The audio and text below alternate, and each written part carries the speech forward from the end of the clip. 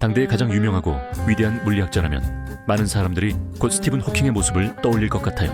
그는 고통을 두려워하지 않고 블랙홀과 시공간 여행에 대한 기존 이론을 뒤집었어요. 루게릭병에도 굴복하지 않고 끝까지 꿈을 이루며 성공했어요.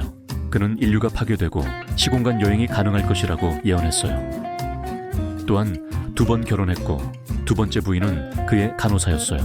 호킹의 인생은 어떤 전설일까요? 오늘은 아인슈타인 이후 가장 위대한 과학자로 불린 스티븐 호킹의 이야기를 소개합니다. 블랙홀 전문가로 알려진 스티븐 호킹은 1942년 1월 8일에 영국의 옥스퍼드에서 태어났어요. 그리고 호킹이 태어난 날은 유명한 천문학자 물리학자 갈릴레이의 생일 300주년 기념일이었어요. 스티븐 호킹의 부모는 모두 옥스퍼드대 출신의 우수한 인재였고 아버지는 열대병학 전문가였어요. 학문적 배경 덕분에 그의 성공이 당연해 보일 수 있지만 호킹은 어릴 때 성적이 좋지 않아 천재라 불리지 않았어요. 성적으로 계급이 나뉘는 귀족 학교를 다녔지만 아버지는 그가 영향을 받을까 염려해 세인트 올번스 학교로 전학시켰고 자주 실험실에 데려가 현미경으로 미세 세계를 보여줬어요. 이러한 경험이 물리학과 수학에 대한 관심을 불러일으켰어요. 비록 처음에는 호킹의 학과 성적이 특별히 앞서 있는 것은 아니었지만 과학에 대한 열정과 노력으로 17세가 되던 그해 거의 만점의 성적으로 장학금을 받았어요. 그는 옥스퍼드 대학교에서 물리학을 전공했어요. 어려운 지식에도 불구하고 호킹의 과학 열정은 점점 더 커졌어요. 그는 졸업 후에 케임브리지 대학교에 가서 당시 물리학의 최고 연구 분야인 우주학을 계속 연구했어요. 당시 그의 지도교사는 훗날 현재 우주론의 창업자 중 한 명인 데니스 시미할이 됐어요. 호킹 그 후의 이야기에 대해서 훈남 에디 레드메인 주연했던 사랑에 대한 모든 것을 보신 분들은 낯설지 않으실 것 같아요. 21살 생일을 맞은 호킹은 케임브리지의 박사반에서 막 두각을 나타내자마자 파티에서 매혹적인 제인 와일드를 알게 됐어요. 두 사람은 곧 열애에 빠졌지만 그 당시에 호킹은 근위축성 측색 경화증을 진단받았어요. 이런 병은 환자의 근육을 위축시켜 점점 이동 능력을 잃게 해요. 의사는 호킹에게 수명이 2년이라고 진단했어요. 이는 청춘의 그에게 사형 선고와 같았죠. 병을 알게 된 호킹은 큰 충격을 받아 박사 과정을 계속하는 게 무의미하다고 느꼈어요. 하지만 신기한 일이 생겼어요. 호킹과 주치의는 그의 신체 기능이 예상대로 쇠퇴하지 않았음을 알게 되었어요. 비록 호킹은 지팡이를 짚고 걷고 말을 더듬기 시작했지만 적어도 수명이 2년밖에 남지 않은 사람처럼 보이지 않았어요. 호킹은 인생에 희망이 있다고 생각했어요. 그래서 교수의 권고와 격려로 캠퍼스로 돌아가 블랙홀 이론 연구를 시작했어요. 성공한 남자 뒤에는 위대한 여자가 있다는 대만의 유행어처럼 호킹의 인생에는 2명의 중요한 여자가 있었어요. 방금 언급한 호킹의 여자친구 제인은 그와 사귄 지 얼마 지나지 않아 루게릭병 진단을 받았지만 여전히 그를 사랑해 3년 후 결혼하기로 결정했어요. 제인은 결혼 후 닥칠 어려움을 잘 알면서도 남편의 마지막 인생을 함께 하겠다는 각오로 그를 뒷받침하고 있었어요. 결혼한 지 2년 만에 두 사람은 첫째 아이인 로버트를 맞이하게 됐고 그 후에도 둘째인 루시 그리고 형과 무려 12살이나 차이가 나는 셋째인 티모시를 계속해서 낳았어요. 아이들이 태어났지만 호킹의 병세는 악화되어 휠체어에 의지하게 되었어요. 이때 제인은 호킹과 3명의 아이들을 돌보며 집안일도 해야 해서 스트레스가 컸어요. 호킹의 명성이 높아짐에 따라 그의 세계에는 물리학만 남아 남편으로서의 역할을 전혀 수행할 수 없게 되었어요. 싸움이 심해지자 호킹의 부모는 이 결혼이 오래가지 못할 것이라 생각했어요. 제인은 나중에 이 다툼을 회상하며 말했습니다. The truth was, there were 4 partners in our marriage, Stephen and me, motor neuron disease and physics. 극심한 스트레스 속에 제인은 교회 찬양단에 참여해 스트레스를 풀었고 그곳에서 오르간 연주자 조나단 존스를 알게 되었어요. 제인이 바람을 펴서 집을 버린 것처럼 보일 수 있지만 그녀와 조나단은 가족을 지키기 위해 플라토닉 사랑을 유지했고 호킹도 이를 묵인했어요. 제인도 그렇게 생각했어요. 호킹의 아내로서 제인은 책임감을 느끼며 호킹을 돌보고 중요한 연구에 전념했어요. 아이들도 안정된 가정에서 자라야 한다고 생각했죠. He would not object so long as I continued to love him. 호킹의 아내로서 제인은 책임감을 느끼며 호킹을 돌보고 중요한 연구에 전념해야 했어요. 아이들도 안정된 가정에서 자라야 한다고 생각했죠. 호킹을 돌보던 간호사 일레인 메이슨이 등장하면서 불안정한 결혼 관계는 1910년대 후반에 깨졌어요.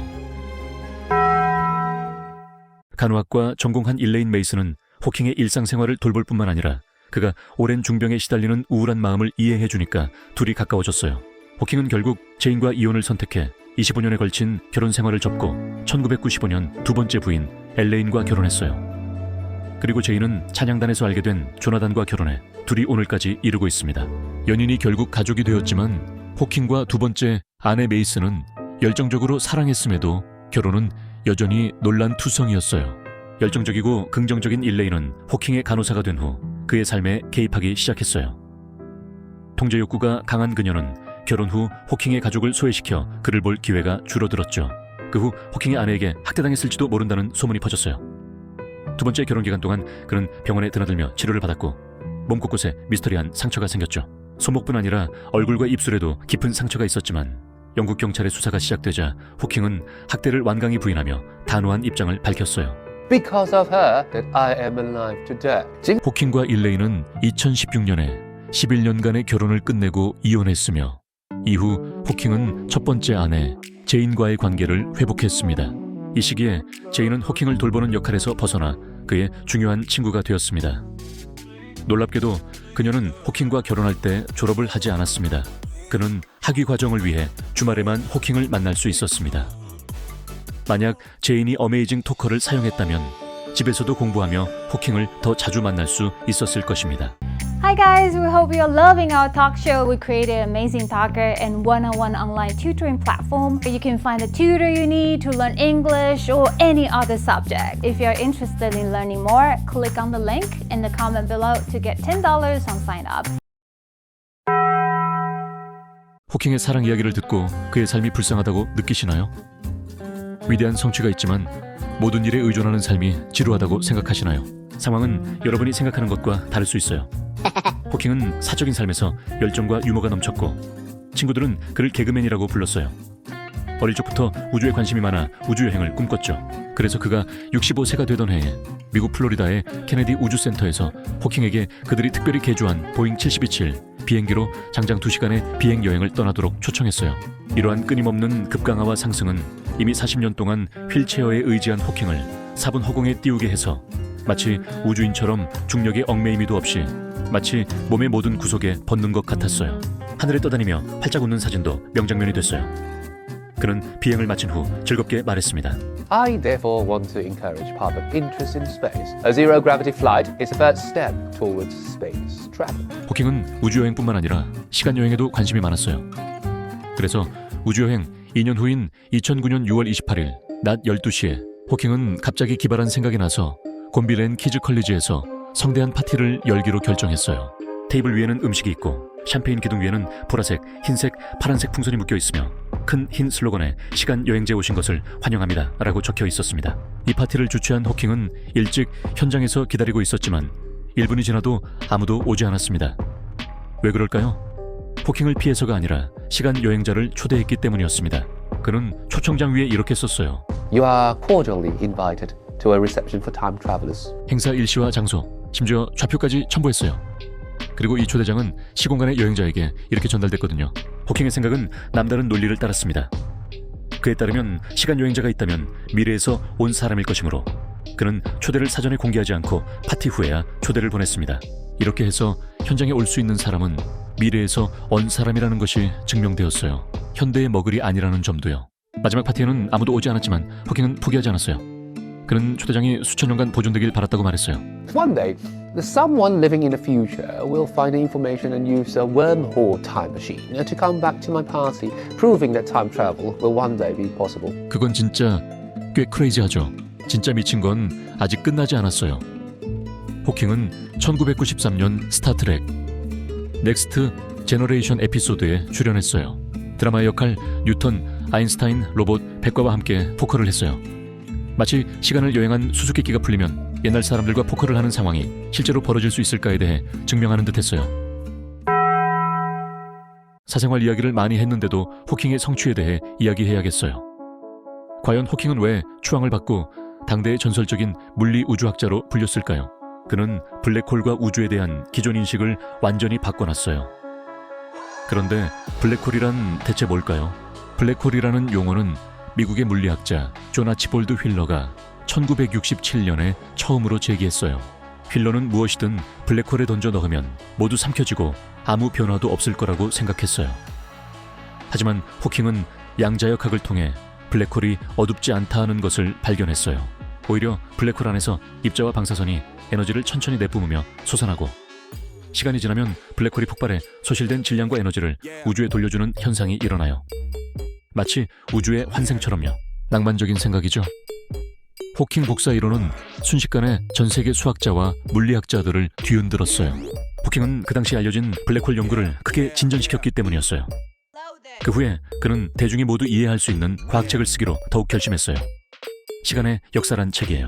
이 책은 심오하고 난해한 양자역학, 블랙홀 복사와 상대성 이론을 알기 쉽게 썼고, 또한 우주에 대한 대중의 인식을 뒤집었어요. 이 책은 1988년에 출시된 후 센세이션을 일으켜 일거의 기록을 깨고 영국의 썬데이 타임스의 베스트셀러 순위에 237주 연속 올랐으며 40여 개 언어로 번역되기도 했어요.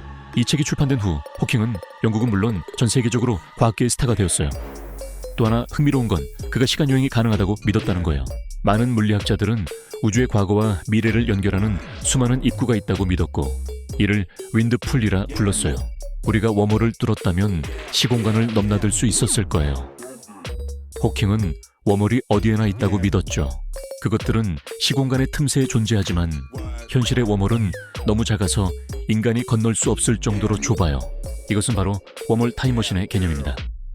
만약 사람들이 웜홀을 잡아 수억 배로 확대할 수 있다면 인간이 만든 우주선은 웜홀로 시공간을 날아갈 수 있고, 시공간 여행은 더 이상 꿈이 아니에요. 시간여행 이론은 아직 완전히 검증되지 않았지만 호킹의 웜홀과 시간여행 연구는 많은 공상과학 작품에 영감을 주었어요.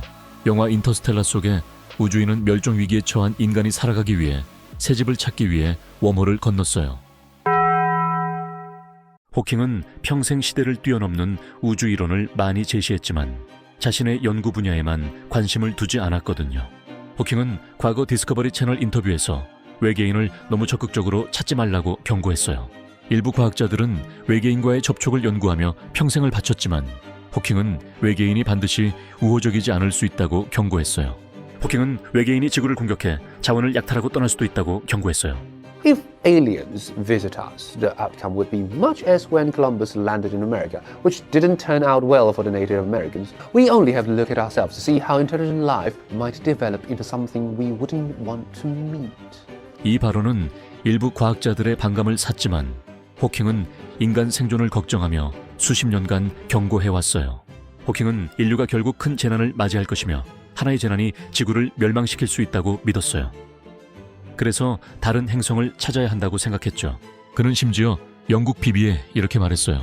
Although the chance of a disaster of planet Earth in the given year might be quite low, it adds up over time and becomes a near certainty in the next 1,000 or 10,000 years. 호킹은 인류에게 100년 안에 지구를 떠나야 생존할 수 있다고 경고했어요. 오염, 기후변화, 소행성 충돌, 전염병 같은 위협들이 지구를 점점 더 불안하게 만들기 때문이에요. 호킹은 지구가 조만간 멸망할 것이라고 예언했을 뿐만 아니라 화성을 인류가 이주할 선호 행성으로 꼽았어요. 이런 예언 들어본 적 있나요? 테슬라 사장 겸 스페이스X 창업자인 일론 머스크도 같은 예언을 했어요. 머스크는 2016년 100만 명을 자신이 만든 화성기지로 보내 다른 행성을 식민지로 만들겠다고 호언. 어쩌면 머스크와 호킹 둘의 과학에 대한 사랑으로 할 말이 없을 정도로 좋은 친구가 될 수 있을 것이에요. 호킹은 우주는 스스로 창조할 수 있어 하나님이 필요 없다며 자연 법칙에 따라 형성된다고 말했어요. 호킹은 시간의 역사에서 빅뱅 이론을 설명하며 우주는 빅뱅에서 시작되었고 초기 우주는 매우 뜨겁고 무거운 특이점이었다고 제시했어요.